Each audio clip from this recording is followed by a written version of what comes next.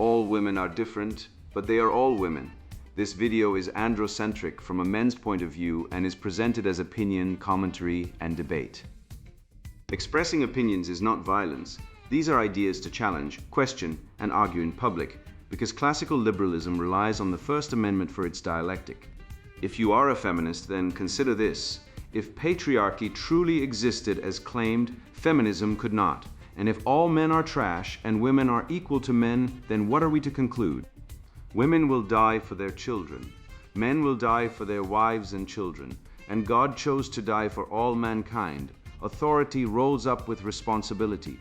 If this framing of facts offends you, click off to a cute cat video. Proceeding further will expose you to gamma bias and criticism directed at ideas, claims, institutions, not at any individual's virtue or dignity.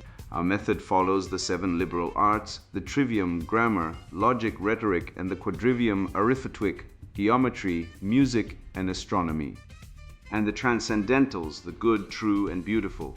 If this framework is not for you, feel free to exit now. It's no disgrace. Women are wonderful. God bless America. Men are great. Feminismus delendus est. Mind your motivation. A guide to personal excellence in an unpredictable world. Written by Conrad Riker. Available now. Links in description. Legacy building for men.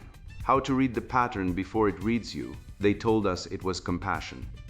The style guide would now be inclusive, trauma-informed, a gentle shield for the marginalized, and who could argue with kindness. But I watched the editors' faces go pale as the DEI officer explained that a wrong word was not a mistake but violence, not a stylistic lapse but a moral stain. I knew something ancient had been inverted. In the order I inherited, a word was a sign of a thing, a servant to reality, a tool for discovering what is true. Now the speaker's identity determined whether the statement was permitted, and the word had become master of the territory it once merely described. Every man I knew began to feel it, that sickening tilt when the ground of shared meaning dissolves beneath your feet. You open your mouth and calculate, not is this true, but will this be heard by the wrong ear? The public square had become a tribunal, and the charge was always the same. You spoke, therefore you sinned. They call this progress. It feels like vertigo because it is. The sensation of standing in a world where the compass needle no longer points north, but spins toward whoever holds the grievance, and the only safe sentence is the one you never said. The case in plain English. The theory under the microscope is simple enough once the institutional fog clears. Language policing as power acquisition. In its own terms, it claims to want to restructure social reality by defining truth not as correspondence to objective fact, but as a function of power dynamics, thereby allowing marginalized groups to claim epistemic authority over dominant groups through the control of terminology, narrative framing, and the definition of harm. In practice, it enters through Media Style Guide as the mandatory adoption of inclusive and trauma-informed lexicon in all editorial output, where deviation from prescribed terminology is treated not as a stylistic choice, but as a moral failing or act of structural violence enforced by internal DEI, diversity, equity, and inclusion officers who hold veto power over content. The natural law origin point is the natural law of speech, is that words are signs of things, signum rei, intended to convey truth for the purpose of shared understanding and action. In the natural order, language is a tool for discovery and communication subordinate to reality. The inversion occurs when language becomes the master of reality, and the speaker's status determines the truth of the statement. The distance from that origin is roughly 8/10 language. Policing transforms the public square from a marketplace of ideas into a tribunal of feelings, where men are judged not by their deeds but by their compliance with the shifting semantic codes of the ruling class, leading to a civilization of cautious, truth-averse conformists. The main movements, the tyranny of the lived experience, turns objective truth into subjectivization of reality. The silencing of the majority turns liberty and free speech into inversion of power dynamics. The bureaucratization of morality turns virtue and character into externalization of ethics. Follow the fruit, and the pattern becomes visible. 1. The decline of objective journalism. 2. The rise of ideological conformity in the workplace. 3. The erosion of free speech in practice, if not in law. 1. Miseducation. Students learn to think in boxes defined by ideology rather than logic. 2. Family breakdown.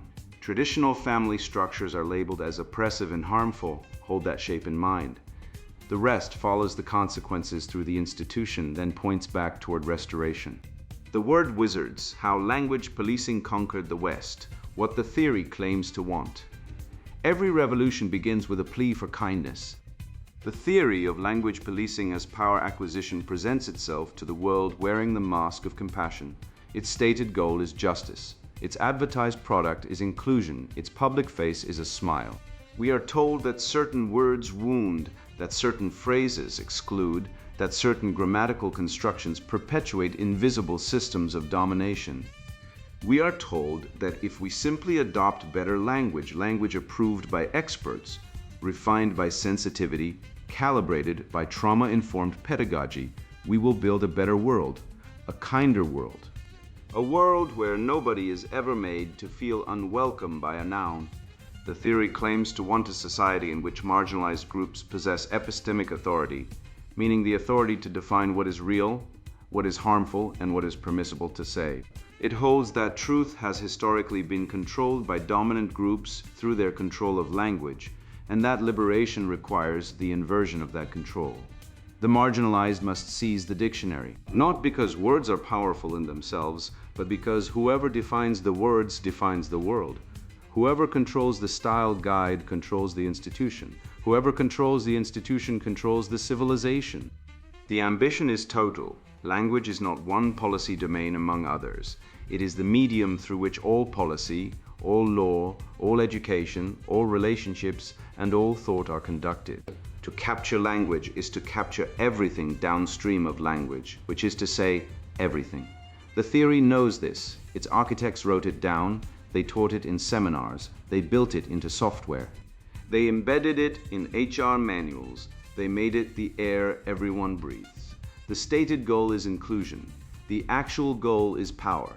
Not the crude power of the tyrant who silences you at gunpoint, but the refined power of the bureaucrat who silences you at keyboard point, who rewrites your vocabulary, who redefines your terms, who polices your grammar, and who tells you it is all for your own good, how it enters the institution. Language policing does not arrive through the front door of Parliament. It slides through the side entrance of the style guide. Consider the modern media organization. A newspaper or network once employed editors whose job was to ensure clarity, accuracy, and grammatical precision. Their authority derived from competence. They knew the difference between which and that. They knew that a dangling modifier was not a moral failing, but a syntactic error. They served the reader by serving the truth. Today, that same newsroom employs a DEI officer, a role that did not exist 20 years ago, who holds veto power over content. This officer enforces a style guide that has less to do with grammar and more to do with ideology. The guide prescribes which terms are inclusive and which are problematic. It mandates trauma-informed language. It declares that certain words constitute structural violence, a phrase that sounds like sociology but operates as theology, because structural violence cannot be photographed, measured, or disproven. It is an article of faith. Deviation from the prescribed lexicon is no longer a stylistic matter. It is a moral failing. A journalist who uses the wrong pronoun is not corrected. He is reported. He is summoned to a meeting. He is told his language caused harm. He is required to attend retraining. If he resists, he is investigated. If he persists, he is fired, not for lying, not for incompetence. For grammar, the mechanism is straightforward. First, an internal committee adopts the style guide, usually citing industry standards produced by activist organizations. Second, compliance is made mandatory through performance reviews. Third, enforcement is delegated to HR or DEI staff who are ideologically aligned with the guide's assumptions. Fourth, the guide is revised annually, always in one direction, always expanding the list of forbidden terms and required replacements. What begins as a suggestion becomes a policy. What begins as a policy becomes a culture. What begins as a culture becomes a religion with a priesthood that tolerates no heresy. The same pattern appears in universities, corporations, government agencies, professional associations, and publishing houses. The style guide is the Trojan horse. It looks harmless, just words, just preferences, and once it is inside the walls, the soldiers emerge. The natural law origin point. To understand what has been corrupted, we must first understand what was whole. The classical tradition of the West, stretching from Aristotle through Aquinas to the framers of modern law, held that language is a sign of reality. The Latin formula is signum rea, a sign of the thing. A word points to something that exists independently of the word. The tree exists whether or not you name it. The fire burns whether or not you call it hot. Language does not create reality, it describes it. When language describes reality accurately, we call that truth. When it describes reality poorly, we call that error. When it deliberately distorts reality, we call that lying. This is not a trivial observation. It is the foundation of Western civilizations. Science depends on the assumption that words can be made to correspond to facts. Law depends on the assumption that contracts and statutes mean what they say. Theology depends on the assumption that revelation can be articulated in human language. Philosophy depends on the assumption that arguments can be evaluated by their logical form. Every single institution of the Western inheritance rests on the grammatical, logical, and rhetorical infrastructure of the trivium, the three liberal arts that teach a man how to name things accurately, how to reason about them validly, and how to communicate his reasoning persuasively. In the natural order, speech serves three purposes, ranked hierarchically. First, it serves truth, the accurate representation of reality. Second, it serves community, the shared understanding necessary for cooperation. Third, it serves persuasion, the rhetorical means by which truth is made compelling to others.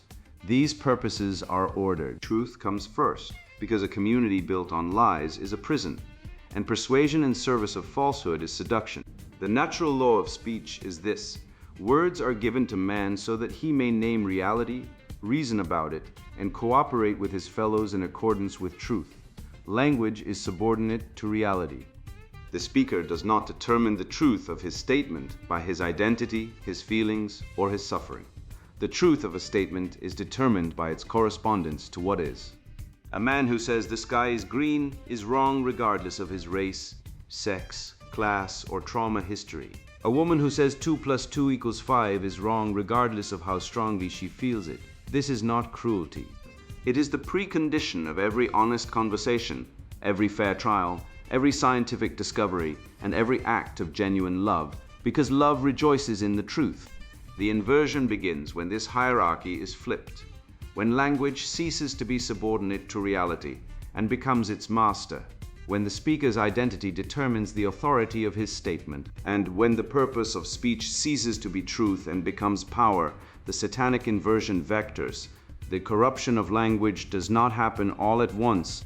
It proceeds along identifiable vectors, each one a precise reversal of a natural law principle.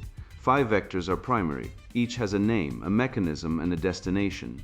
Vector 1, the tyranny of the lived experience.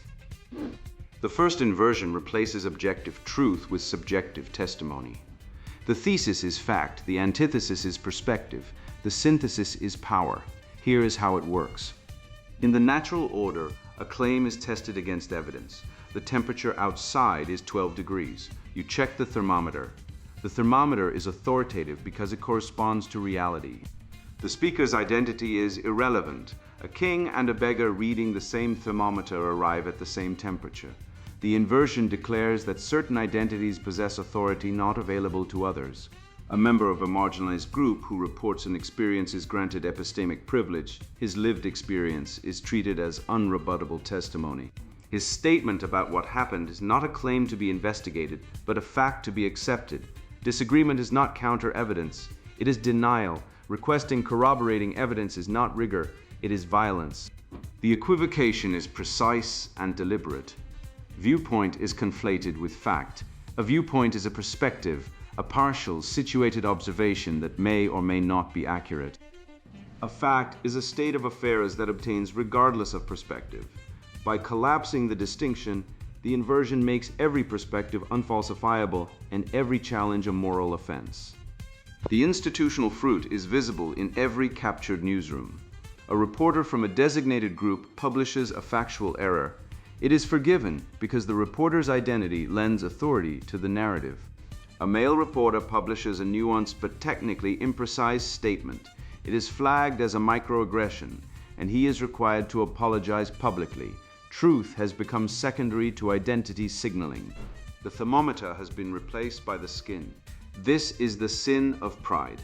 The pride that claims exclusive access to truth through the accidents of birth, that demands submission without evidence, that treats disagreement as blasphemy. It is the oldest sin. It is the sin that said, "I will not serve." The path home is to restore the distinction between the map and the territory.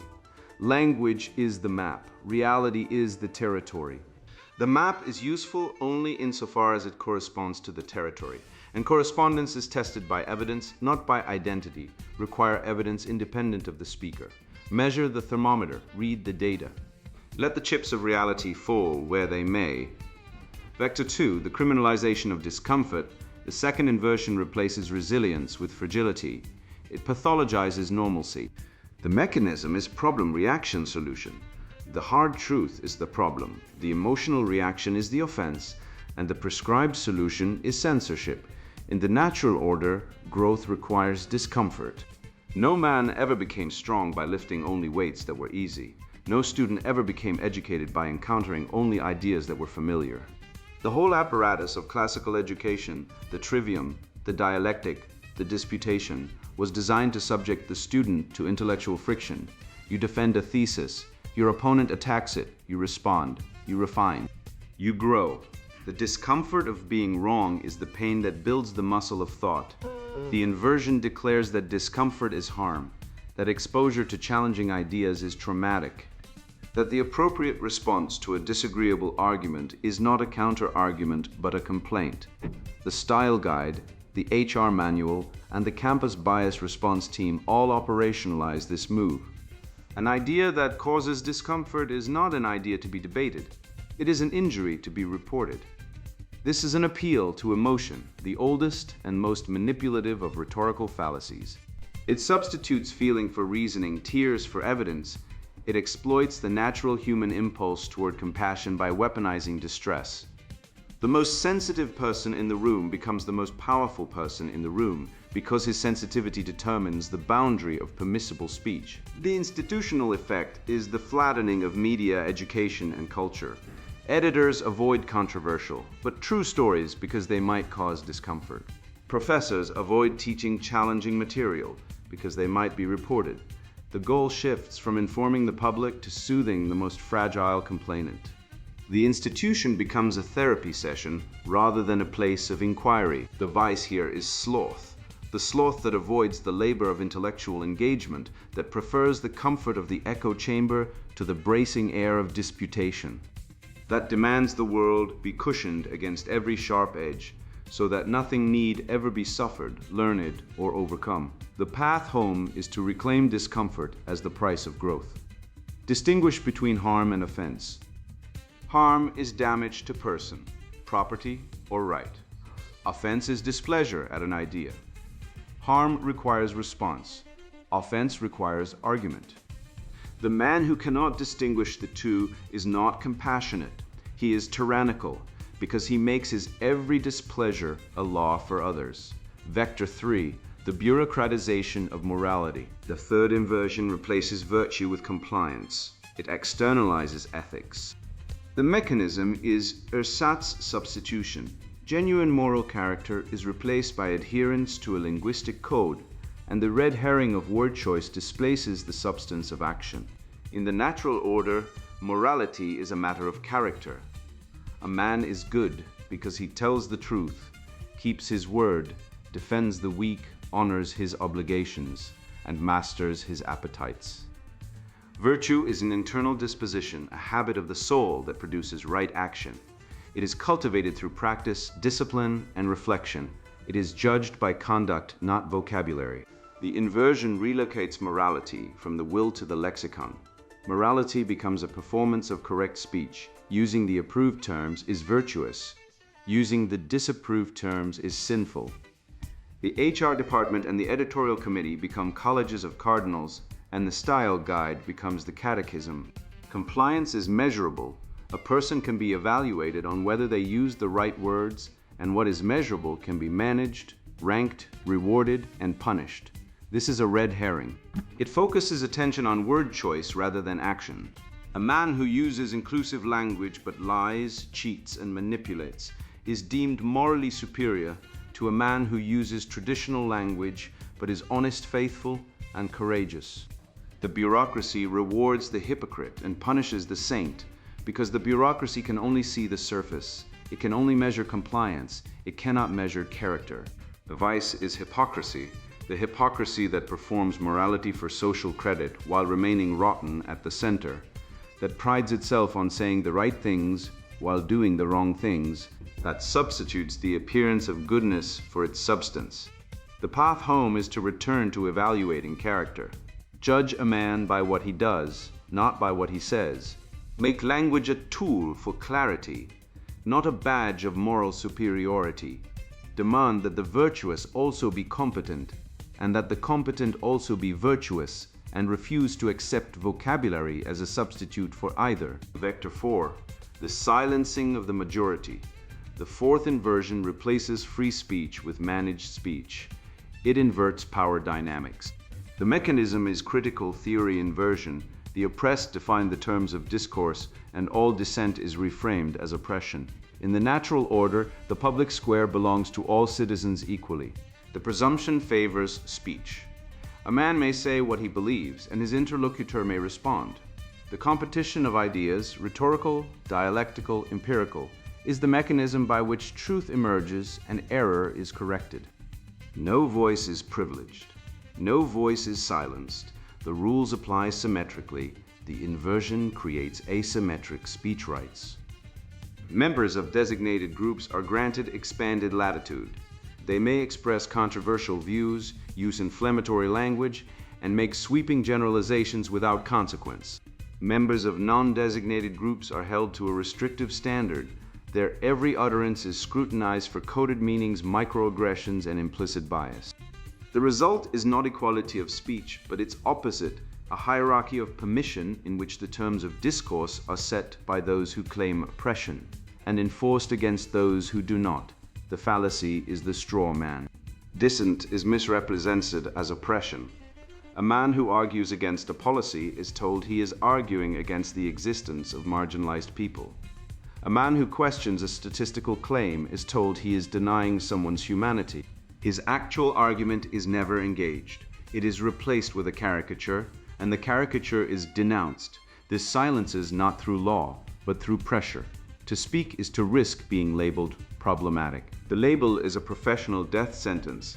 It cannot be appealed, because the institutions that adjudicate such labels share the assumptions that produce them. The result is a monoculture in which dissent is rare. Conformity is rewarded, and the genuine diversity of perspective that fuels innovation and discovery is extinguished.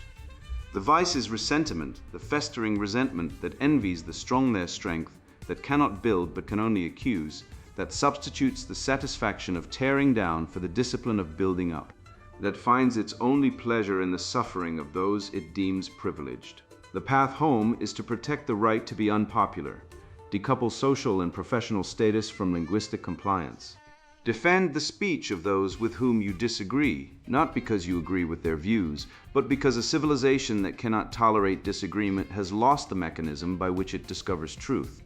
Vector 5. The fragmentation of shared reality. The fifth and final inversion replaces community with atomization. It dissolves the shared framework of meaning that makes cooperation possible. The mechanism is the dialectic of enlightenment turned against itself. Reason devolves into competing mythologies, and the common language fragments into tribal dialects. In the natural order, a society requires a shared language, not merely a common vocabulary, but a common set of meanings. When a citizen says justice, his neighbor understands what he means. When a lawyer cites due process, the judge knows the concept being invoked. When a scientist publishes evidence, the reader grasps the standard being applied. This shared semantic infrastructure is invisible until it breaks, and when it breaks, everything built upon it cracks. The inversion creates group-specific lexicons. Each identity group develops its own terminology, its own definitions, its own canonical texts, and its own hermeneutic rules. A fact for one group is a lee for another. A term of endearment in one dialect is an epithet in another. The style guide, rather than serving as a common standard, becomes a barrier to entry, a code that only the initiated can decipher. The fallacy is the no true Scotsman. The group is defined so narrowly, its terminology policed so rigorously, that the boundaries of belonging constantly contract. No one is ever pure enough. The language is always being updated, and yesterday's approved term becomes tomorrow's slur. The congregant can never rest.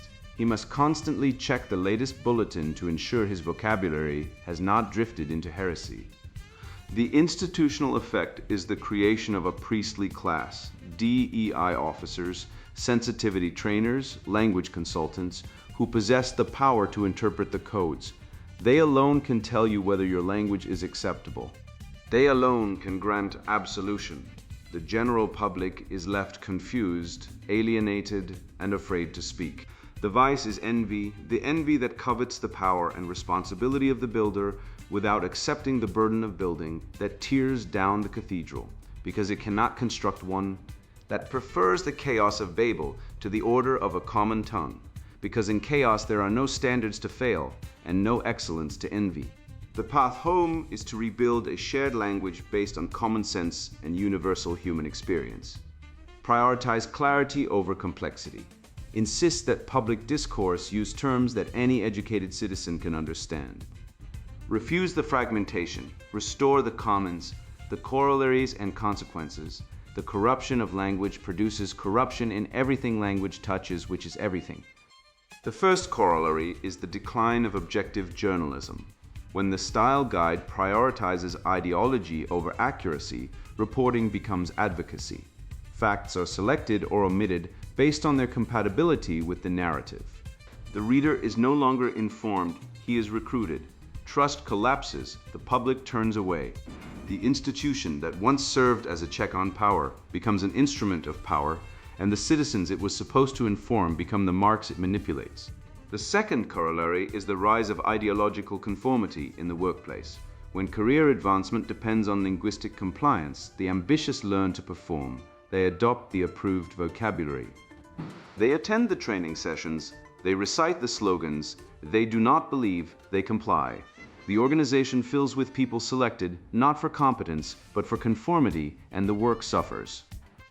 The third corollary is the erosion of free speech in practice, if not in law. The First Amendment may remain on the books, but the social and professional costs of speaking freely make its exercise a luxury few can afford. A man with a mortgage and children does not risk his livelihood to correct a falsehood at a staff meeting. He stays silent. The silence deepens, the range of permissible opinion narrows. The nation that once prided itself on free expression becomes a nation of careful, cautious, self-censoring conformists. The fourth corollary is the alienation of the majority from the media they consume. When every newspaper, network, and platform speaks in the same approved lexicon, a large portion of the population simply stops listening. They do not trust what they are told. They do not recognize themselves in the language used to describe them. They retreat into alternative media, alternative communities, and alternative realities. The fragmentation accelerates. The fifth corollary is the increase in bureaucratic overhead. DEI departments expand, training sessions multiply. Consultants are hired, sensitivity auditors are embedded. The institution that once spent its resources on its actual mission now diverts a growing share to ideological enforcement. The cost is not merely financial, it is organizational. Every hour spent in compliance training is an hour not spent building, creating, or serving. The sixth corollary is the pathologization of normal human emotions. Anger becomes toxic. Disagreement becomes hostility. Preference becomes bias. Skepticism becomes denial. The full range of human response to adversity, injustice, and deception is medicalized and condemned. The citizen is told that his natural reactions are symptoms of a disorder, and the cure is prescribed: compliance, retraining, and silence. The seventh corollary is the fragmentation of society into competing identity groups. When language is group-specific, groups cannot communicate. When groups cannot communicate, they cannot cooperate. When they cannot cooperate, they compete, not through argument and persuasion, but through raw power. The common project dissolves into tribal warfare conducted in mutually unintelligible tongues. The eighth corollary is the loss of shared cultural references and language. The canon is discarded as biased. The classical vocabulary is abandoned as exclusionary. The poetry, proverbs, and precedents that once constituted the cultural inheritance are replaced by slogans, hashtags, and approved phrases. The civilization forgets its own story and cannot pass it on. The ninth corollary is the rise of a new priestly class with unchecked power. The language police, DEI officers, HR managers, sensitivity trainers, style guide editors wield authority without accountability. They are not elected. They cannot be removed by those they govern. They answer only to the ideology that created them. They are the medieval church at its worst, selling indulgences, demanding confession, and punishing heresy, but without the theological sophistication or the institutional humility that occasionally tempered the original. The 10th corollary is the substitution of virtue signaling for actual virtue. When morality is reduced to vocabulary, the moral life is reduced to performance. The citizen learns to say the right things rather than do the right things. He signals his virtue loudly and practices it quietly. If at all, the society that results is not more just, it is more hypocritical. It is not more compassionate, it is more performative. It is not more virtuous, it is more vain. These corollaries produce consequences that are not merely inconvenient, but civilizational. Students are miseducated. They learn to think in ideological boxes rather than logical sequences. They can name 40 forms of microaggression, but cannot construct a valid syllogism. They can recite the approved terminology of 20 identity categories, but cannot summarize the Magna Carta. Families are broken. Traditional family structures are labeled oppressive, harmful, and regressive. The language of kinship, mother, father, husband, wife, is dissolved into a soup of partners and guardians and birthing persons that obscures rather than illuminates the social bonds that sustain civilization. Fatherlessness is institutionalized. The role of the father is redefined, diluted, and erased from language and law. The man who protects, provides, disciplines, and loves is recast as a suspect figure whose authority is inherently abusive and whose presence is optional. Boys grow up without models of masculine virtue, and they are told that masculinity itself is the problem. Birth rates fall, the loss of meaning, purpose, and shared story produces a demographic winter. Men and women do not form families because the language that once described family formation has been dismantled. Children are not born because the civilization has forgotten why children matter. Institutions corrupt. Competence is sacrificed for ideological purity. The hospital that prioritizes DEI over medicine has worse outcomes. The fire department that lowers its physical standards for equity has slower response times. The university that hires for identity rather than scholarship produces worse research. The military that prioritizes inclusion over readiness loses wars. Men withdraw. They feel constantly judged, constantly suspect, constantly guilty of crimes they did not commit. They retreat from public life, from civic engagement, from marriage and family. They go their own way, not from preference but from exhaustion. The civilization that needed their labor, their loyalty, and their love has told them they are the problem. Inherited culture is discarded. The wisdom of centuries, the proverbs, the parables, the precedents, the poems, is thrown into the fire because it was produced by men who held assumptions now deemed unacceptable. The civilization amputates its own memory and wonders why it cannot walk. External threats grow.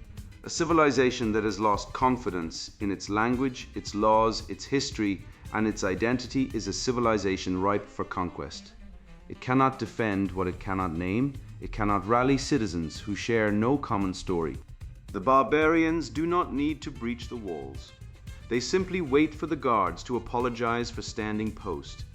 Living tradition is replaced by bureaucracy. Life becomes a sequence of rules to follow, forms to complete, and trainings to attend, rather than a story to inhabit, a heritage to honor, and a future to build. The citizen becomes a clerk, and the clerk becomes a subject, and the subject becomes a serf. And finally, spiritual death. When the sacred is stripped from language, when truth becomes power, when worship becomes activism, when beauty becomes propaganda, when marriage becomes contract, when childhood becomes ideology, the soul starves.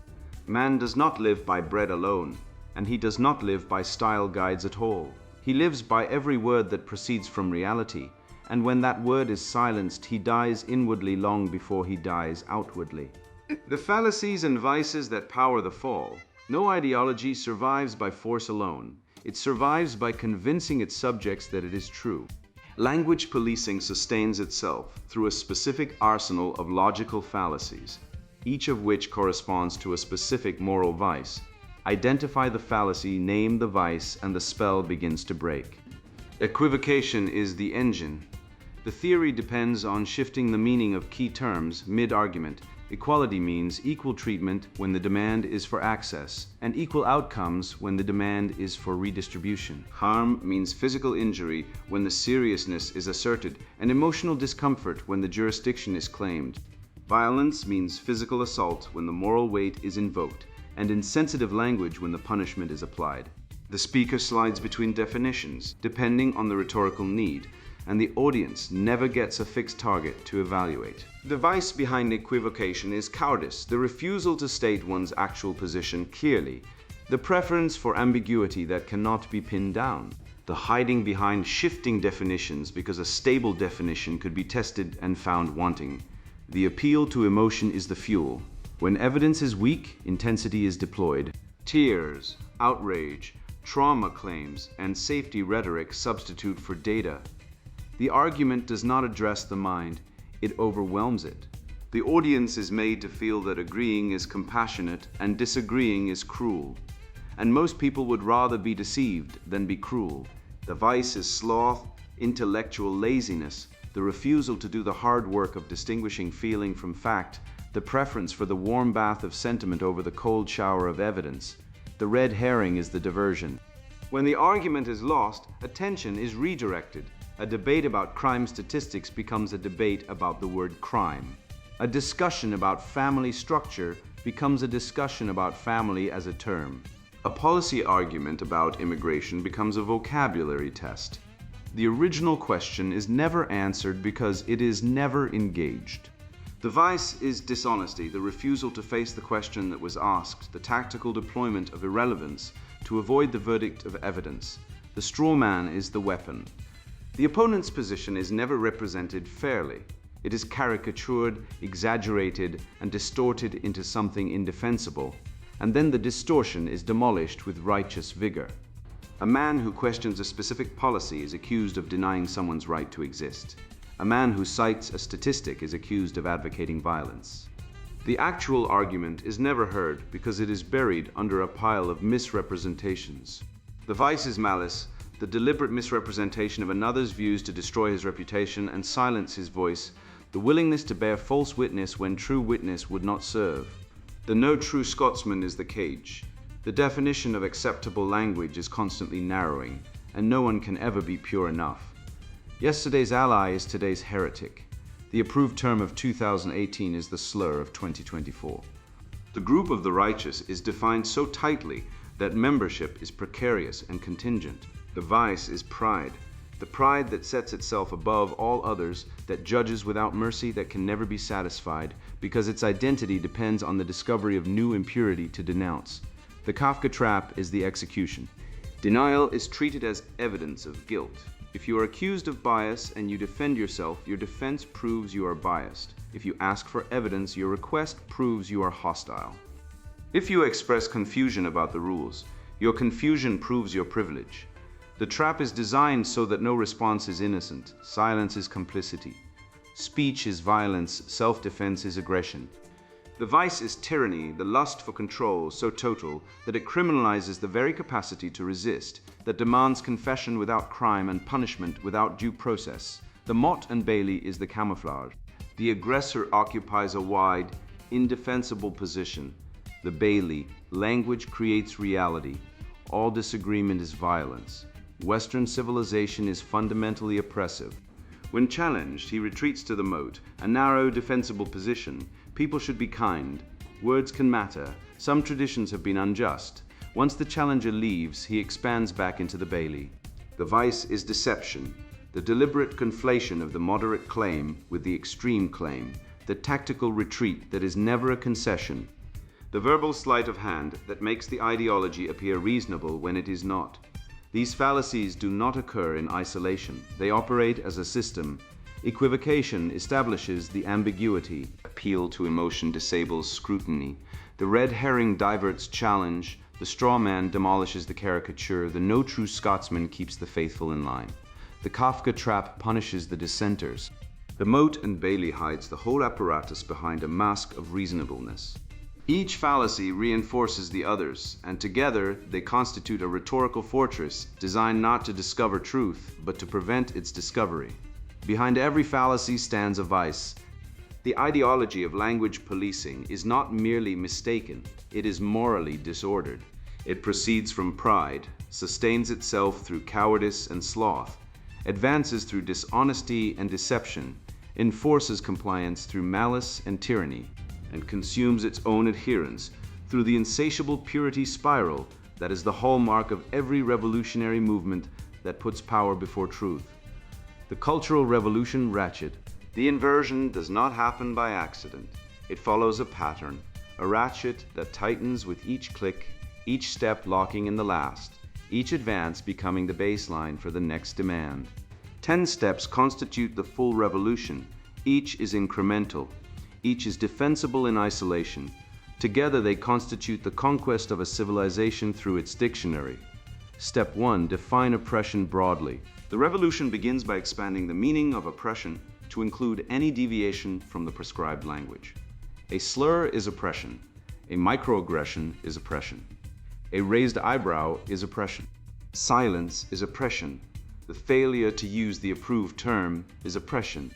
By defining oppression downward, the revolution creates an infinite supply of injustice to address and an infinite mandate for the revolutionaries who address it. Step 2. Establish a class of experts. The style guide is written by someone. The DEI training is delivered by someone. The bias complaint is adjudicated by someone. These someones constitute a new priestly class, credentialed, unelected, and unaccountable. They alone can interpret the language. They alone can determine what is harmful. Their authority derives not from merit, accomplishment, or popular consent, but from their mastery of the ideological code. Step 3. Reward compliance. Career advancement, social status, and institutional approval are tied to linguistic conformity. The employee who uses the approved terms is promoted. The professor who incorporates the approved framework is published. The journalist who adopts the approved framing is rewarded with access and accolades.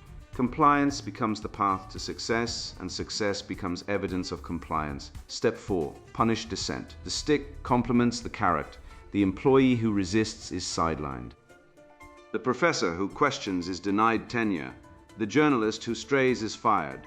Punishment is public, severe, and exemplary.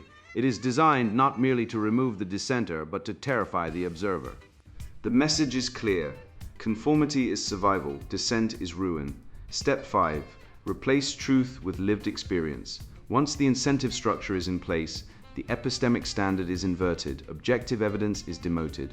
Subjective testimony is elevated. The demand, "show me the data," is reframed as an act of violence. The assertion, "this is my truth," is treated as unrebuttable.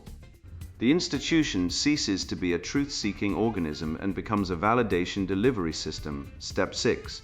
Expand the definition of harm. Harm now includes discomfort, invalidation, and the mere presence of disapproved ideas. The bar for what constitutes injury is lowered until it touches the ground.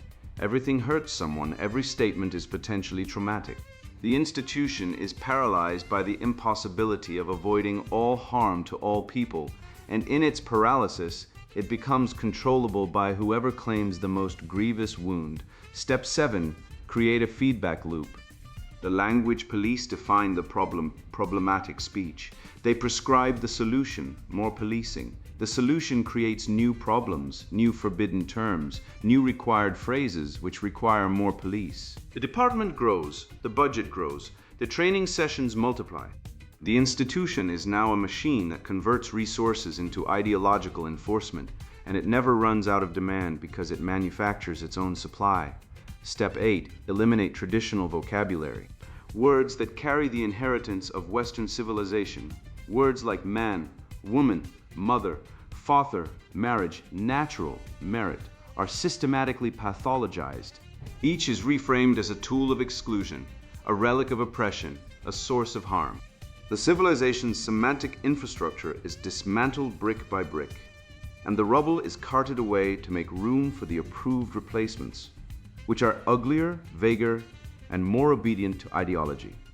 Step 9. Enforce through evaluation. What cannot be mandated by persuasion is mandated by performance review. Employees are rated on their cultural competence. Students are graded on their ideological adherence. Faculty are evaluated on their commitment to the approved framework. The revolution is now embedded in the institution's operational machinery. Dissent is not merely discouraged. It is a measurable deficiency with professional consequences.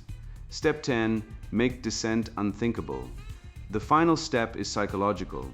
The citizen has been so thoroughly conditioned by reward, punishment, redefinition, and training that the forbidden thoughts do not arise.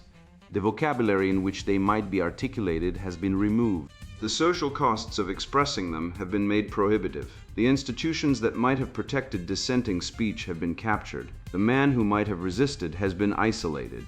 The revolution is complete, not when all opposition is silenced, but when the concept of opposition no longer occurs to anyone. This is the ratchet. Each click is small, each step seems reasonable, or at least survivable. But the cumulative effect is total. The civilization that began with the logos, the word that was with God and was God, the word that was truth incarnate, ends with a style guide. And the style guide has the last word because no one can remember any other. The counter-revolution home, the revolution can be reversed. Every inversion can be inverted again. Every fallacy can be exposed. Every captured institution can be reclaimed. The path home follows the same steps as the fall, but in reverse. And it begins where all recovery begins, with the truth. Restore definition. Define your terms clearly and use them consistently.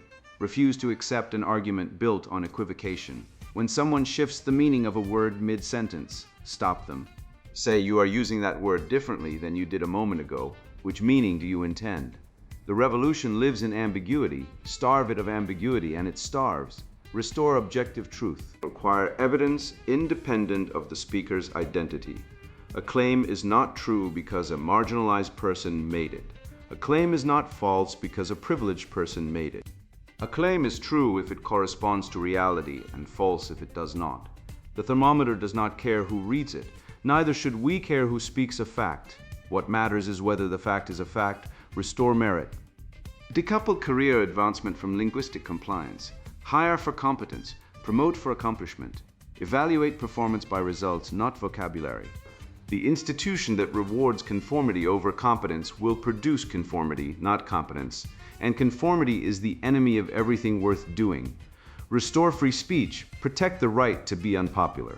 Defend the speech of those who are wrong, because the only way to prove they are wrong is to let them speak and respond. A civilization that only permits approved speech has no way to discover whether its approvals are correct. The marketplace of ideas works only when it is actually a marketplace, open, competitive, and unmanaged by commissars. Restore the inherited vocabulary. Reclaim the words that have been stolen. Man means something, woman means something, mother and father means something, marriage means something, merit means something. Justice means something.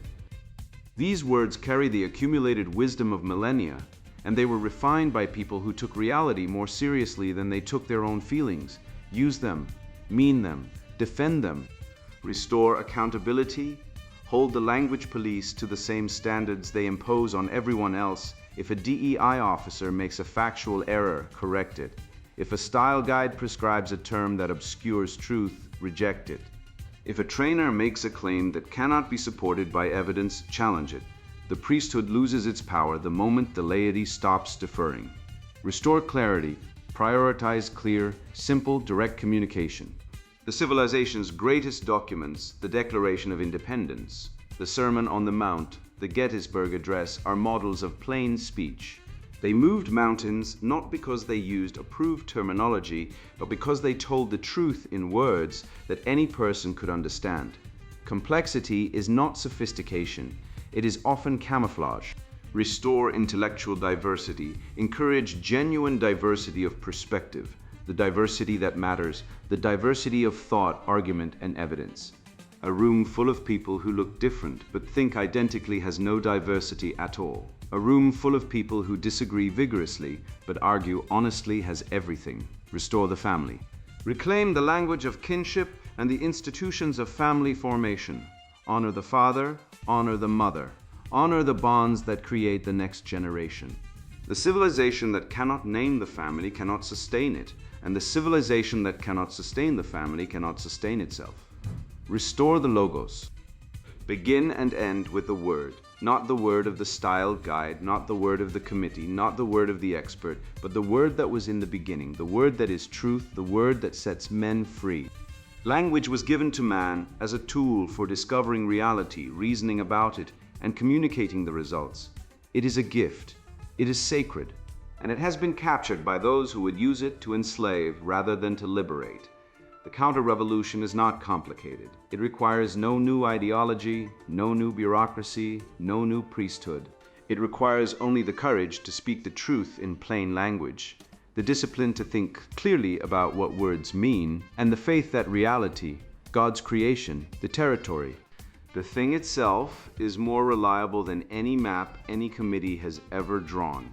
Speak plainly, define precisely, argue honestly, judge by evidence, not identity.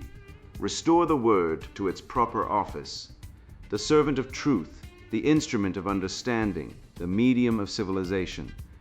The style guide will not save you. The committee will not save you. The approved terminology will not save you, but the truth, spoken clearly, defended courageously, lived consistently, will set you free. That is the whole inheritance. Take it, use it, build counter-revolution path. Chapter 12. The Restoration, 12 Roads Home. You have seen the diagnosis. Now you must walk the cure. What follows is not a manifesto for waving at rallies. It is a discipline, a regimen. A counter-revolution you enact first in your own chest, then in your home, then in whatever institutions you can still reach. I reclaim definition. The revolution lives in stolen words. Equity once meant fairness before law. Now it means administered sameness of outcome. Safety once meant physical security. Now it means emotional insulation from disagreement. Violence once meant bodily harm.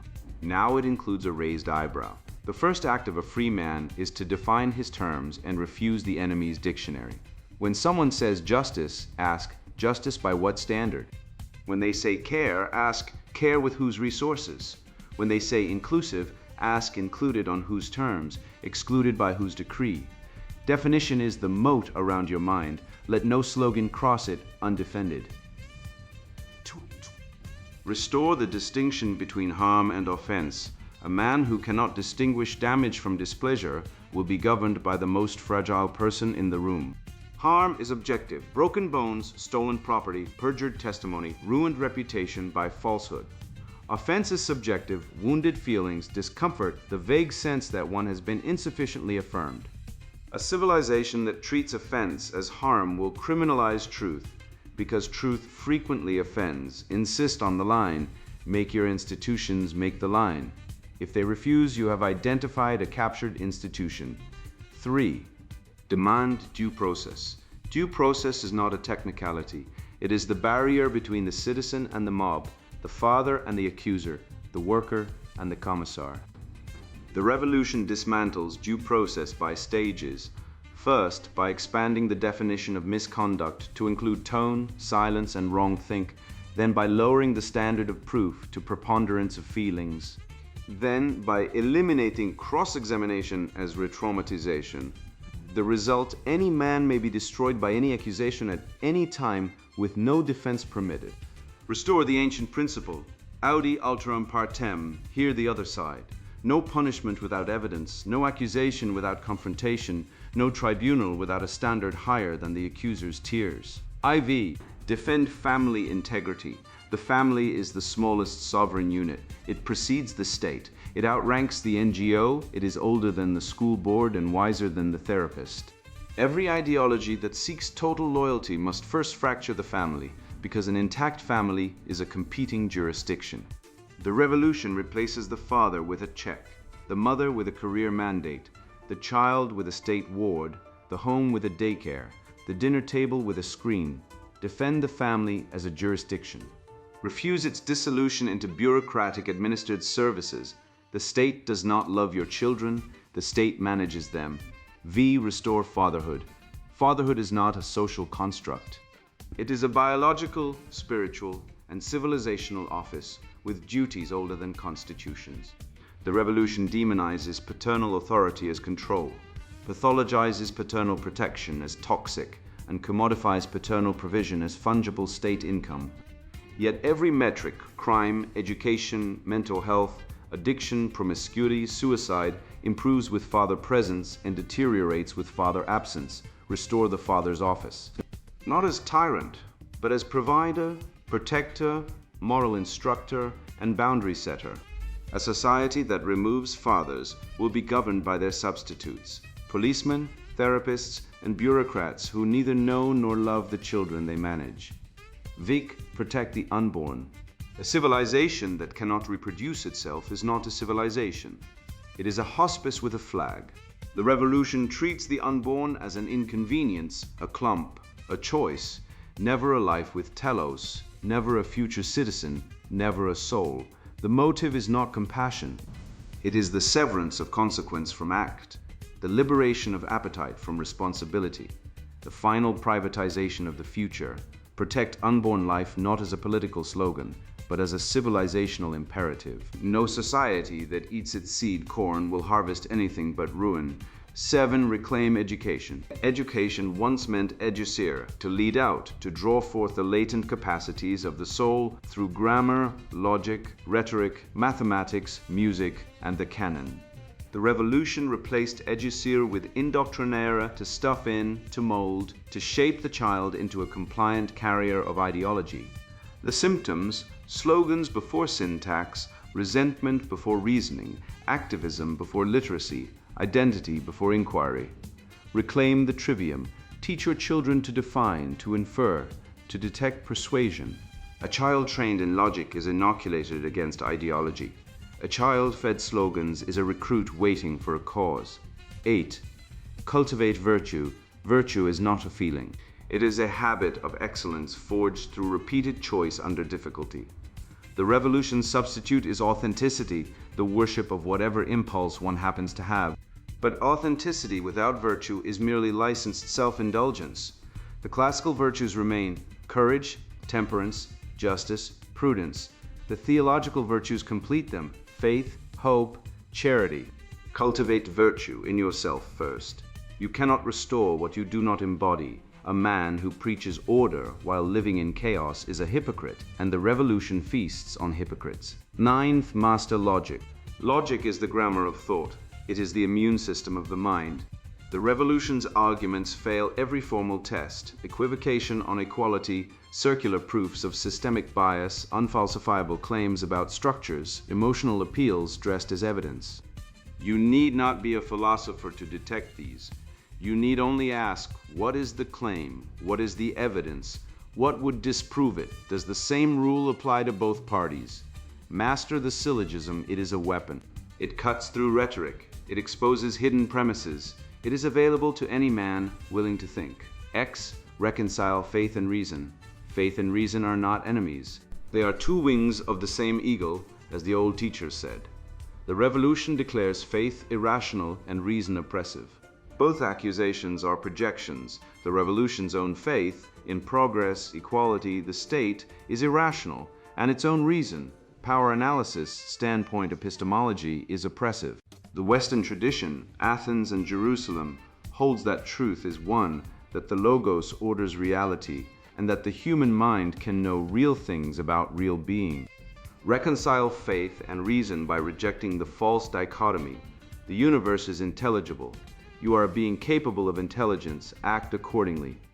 Ixwin, build local institutions. The revolution captures national and global institutions because those are the most efficient vehicles for imposing uniformity. The counter-revolution is necessarily local. The parish, the school board, the town council, the small business, the mutual aid society, the reading group, the martial arts dojo, the father's circle scale matters. A local institution you can walk to is one you can influence. A federal agency you cannot name the head of is one that rules you build and defend local institutions. They are the monasteries of the new dark age. When the empire falls, what survives is what is rooted. 12 practice, disciplined self-command. All external restoration is downstream of internal order. A man ruled by appetite, pornography, distraction, grievance, sloth cannot restore anything. He is himself a product of the revolution's promise. Pleasure without consequence, freedom without duty, identity without achievement. Self-command is the foundation. It always has been. The old Stoics knew it. The medieval ascetics knew it. Every civilization that endured knew it. Govern yourself first, your body, your speech, your time, your attention, your desires. Then govern your household. Then contribute to your community. Then perhaps speak to the nation. Closing the thin living membrane. The word pellicular describes something like a thin film, a delicate covering that protects while it separates. Civilization is pellicular. A thin living membrane of custom, law, memory, and virtue stretched over the chaotic depths of human nature. That membrane has been punctured by ideology, the dark water seeps in. But membranes heal, boundaries reform. What is required is not genius, not prophecy, not even charisma, only men willing to do the work. Define terms, demand evidence, protect family, raise children, master logic, speak truth, refuse the lie, and stand fast. The counter-revolution is not coming. It begins wherever a man decides to live in accordance with reality rather than against it. Begin. Here is the end of the matter. The theory I have dissected for you, language policing as power acquisition, has one goal and one goal only: to sever the word from the thing, to detach the sign from the signified, so that whoever controls the vocabulary controls what counts as real. Its architects do not want better communication. They want a world where a man cannot name what he sees without first requesting permission from a committee of professional offense takers. They want truth demoted from a discovery to a decree, and they want the decree written by them. That is the whole project. Everything else, the style guides, the redefinitions, the euphemism treadmills, the ritual apologies, is machinery in service of that single end. I have shown you the measured evil of this inversion, and I want you to feel its weight precisely, because precise feeling is what they are trying to outlaw. When language detaches from reality, the first casualty is the honest man. He speaks as he sees, and he is told he has committed violence. He asks for evidence, and he is told the request is itself the harm. He defines his terms, and he is told definitions are tools of oppression. This is not compassion. This is a trap system designed by people who cannot win on evidence, and so have decided to win by making evidence unsayable. They are not repairing the world, they are gelding it. Every redefinition, every compelled pronoun, every style guide edit that turns mother into birthing parent or illegal alien into undocumented migrant is not kindness. It is a small lie serving a large theft. The theft is this: they are stealing your capacity to describe your own experience in your own words, and once they own the words, they own the verdict. A civilization whose men cannot speak plainly, cannot think clearly, and a civilization that cannot think clearly cannot defend itself, govern itself, or reproduce itself. That is not a slippery slope. That is a cliff with a view. So here is what I want you to do today, not tomorrow, not after you finish the book. Today, in your next conversation, whether at the dinner table, in the group chat, at the office, when someone uses a word as a weapon against reality, stop them. Calmly, without apology, ask them to define it. When they say someone was harmed by a statement, ask, was physical damage done, or was someone made uncomfortable? When they say a policy promotes equity, ask, do you mean equal opportunity or equal outcome? Because those are different things, and only one of them requires theft. When they call a father controlling for wanting authority over his children's education, ask them what authority a father is permitted to have and by whose decree. Pin the word to the thing. Make them speak in concrete nouns, not fog. And when they cannot or will not, you will see the entire apparatus exposed for what it is, a confidence game that dissolves the moment you refuse to accept its vocabulary. That refusal is not rudeness. It is the first act of a free man. It is the recovery of speech as a sacred instrument. What the old tradition called logos, the word that reveals truth rather than concealing it. Catch the slippery thing. Hold it up to the light. Name it. Then watch it thrash, because the lie always dies when the definition lands. You are not powerless in this. You never were. The system runs on your acquiescence, on your fear of being called a name by people who have redefined every name to mean guilty. Withdraw your acquiescence. Speak one true sentence in a room full of fog, and you have already begun to drain the swamp. The return to natural order does not begin with a revolution. It begins with a definition. Speak yours. Sponsored book. Mind Your Motivation.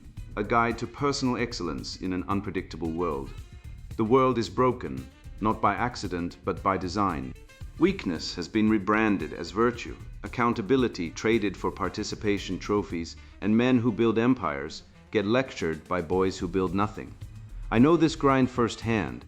I've been bankrupt, betrayed, and left for dead by a system that punishes competence while rewarding mediocrity. This book isn't theory, it's my blood-stained playbook for turning predators into prey. If you're content being a statistic, another wage cut drowning in debt, swiping on dating apps, or begging for your boss approval, close this book now, go binge Netflix, collect your participation ribbon.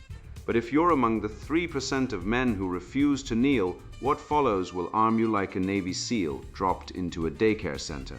Through 12 combat-tested protocols, you'll learn to weaponize debt into generational wealth, triple your dating matches through pure dominance, and engineer a legacy that outlives your DNA. We'll dissect how Elon Musk's factory floor sleep schedule built a 200B empire, and why Warren Buffett's 2008 stock massacre made him richer. You'll deploy Sun Tzu's war tactics in boardrooms and bedrooms, using data-backed strategies like the 40% rule that keeps SEALs alive when their brains scream surrender. This isn't self-help. It's self-destruction of the weakling in you. The chapters ahead, from bloodline warfare to metabolic supremacy, are napalm for excuses. You'll automate wealth accumulation, bulletproof marriages through financial prenups, and hack testosterone levels with protocols proven by the Journal of Endocrinology. Every tactic's been battlefield tested. My own rise from bankruptcy to founding 3 companies wasn't luck. It was algorithmic. Women and boys should exit here. What's coming violates every safe space doctrine they cherish. But for men ready to trade Pornhub passwords for power lifts, crypto gains, and a legacy chiseled in stone, turn the page. Your ancestors didn't cross oceans to watch you simp for Instagram thoughts. The fractured world needs warlords, not words. Your first test starts now. Keep reading or starve. Mind Your Motivation. A Guide to Personal Excellence in an Unpredictable World, written by Conrad Rigor. Buy now, links in description.